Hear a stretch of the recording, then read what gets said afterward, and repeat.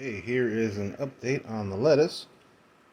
As you can see, got these beautiful, I can get it to focus, beautiful purple flowers growing all over it.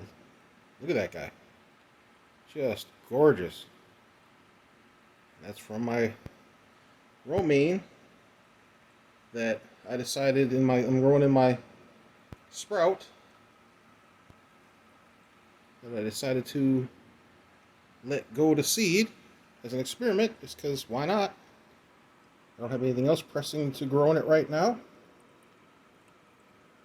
And so, went from this delicious lettuce to making beautiful flowers for me.